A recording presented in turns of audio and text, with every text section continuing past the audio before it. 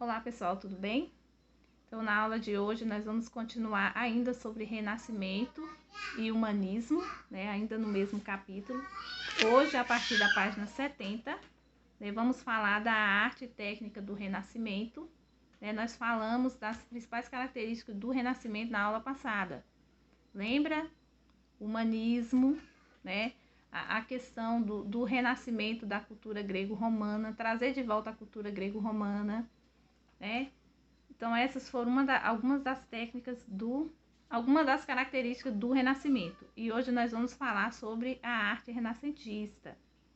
Né? Os artistas do Renascimento, eles inovaram, né? Introduziram novas técnicas. As principais delas, o realismo na representação da figura humana. Então, diferente, né, do período medieval, no Renascimento, a pintura ela começa a ter mais realismo.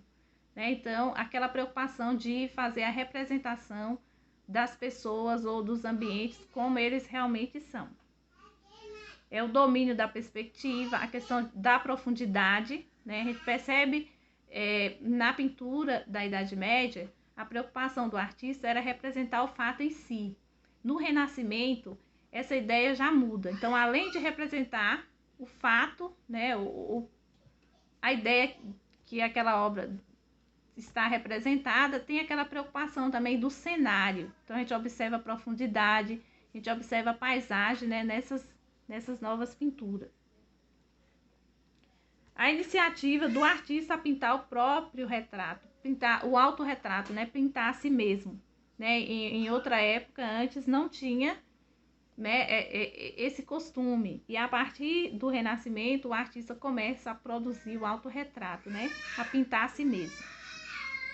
O Renascimento italiano, né? Por que italiano? Porque ele nasce na Itália, depois é que ele se expande para outras regiões.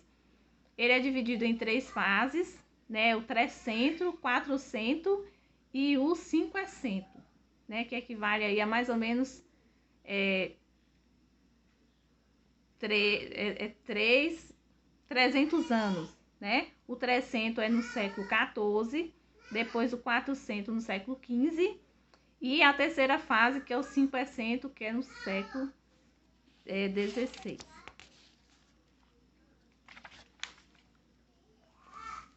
Continuando, né? Aí, durante essas 3 fases, tiveram grandes artistas importantes, né?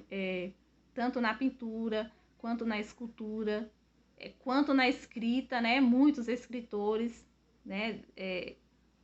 Muitas obras conhecidas até hoje, e principalmente na pintura, né? Então a arte renascentista foi uma arte muito rica e que atravessou séculos e permanece até hoje, como é o exemplo aqui de Leonardo da Vinci, né? Muito conhecido, foi o que pintou a Mona Lisa, né? A Mona Lisa ela é uma das pinturas enigmáticas. Há quem diga que se você estiver triste, você vai ver um olhar melancólico na Mona Lisa. Se você estiver alegre, você vai conseguir ver uma serenidade, um leve sorriso na Mona Lisa. E a ideia do artista é provocar isso, né? Essa carga de sentimento, né? Imbuída ali naquela arte. A expansão do Renascimento, né? Lembra que o Renascimento ele nasce lá na Itália, né? Com aquela ideia de renascer a cultura grego-romana, muito característica do período, e aí depois ela se expande por outras regiões. Né? O Renascimento ele se expandiu a partir da Itália para outras partes da Europa, e um dos fatores que contribuiu para essa expansão da arte renascentista, principalmente da arte renascentista, foi a imprensa. Né? Um fator que contribuiu para a divulgação das obras foi o aperfeiçoamento da imprensa por Johannes Gutenberg, por volta de 1468, o que permitiu a impressão de muitos textos em pouco tempo. Grandes nomes do Renascimento se destacaram também em Portugal, Espanha, Inglaterra, França, Holanda e Alemanha. Então, o aperfeiçoamento da imprensa facilitou muito a expansão do Renascimento para outras regiões, né? A partir aí da impressão de livros ou de outras obras. E aí tem alguns escritores muito importantes da época, né? Luís Vaz de Camões, né? Camões escreveu os Lusíadas, que é uma obra que conta sobre algumas viagens, né? De Vasco da Gama às Índias. Né? Também coincidiu com a época aí das grandes navegações, o início aí das grandes navegações, o surgimento dos novos continentes. Outro artista importante da época é Miguel de Cervantes, né? Escritor de Dom Quixote, né? É um clássico também da literatura. Apesar de Dom Quixote relatar o fato que histórias que aconteciam, histórias medievais, ele foi escrita na época renascentista e por isso ele sofre essa influência também do Renascimento. É a ciência no Renascimento. Outro importante pensador da época foi Nicolau Copérnico, matemático, físico, nascido onde hoje é a Polônia. Ele desenvolveu o movimento da Terra e formulou a teoria do heliocentrismo. O que é essa teoria? O heliocentrismo prega, né, que o Sol é o centro do universo e os astros, os planetas, giram em torno do Sol. Lembrando que naquela época de Copérnico, os doutores da igreja defendiam o geocentrismo. O que prega o geocentrismo? Que a Terra é o centro do universo e que o Sol gira em torno da Terra. Isso que pregava a igreja na época. Ou seja, a ideia de que a Terra ocupa o centro do universo e o Sol gira ao seu redor. Nicolau Copérnico, ele que formulou essa ideia do heliocentrismo. Só que essa ideia ela só foi comprovada mais tarde, né, anos mais tarde, com Galileu Galilei. Né? Ele desenvolveu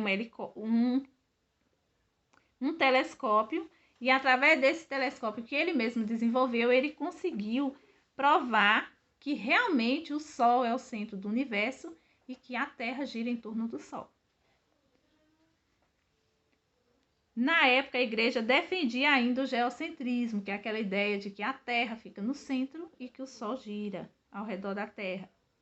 Por defender o heliocentrismo, Galileu foi julgado por um tribunal da igreja e, para escapar da morte, ele negou essa teoria. Então, Nicolau Copérnico foi o cientista que desenvolveu a técnica do heliocentrismo.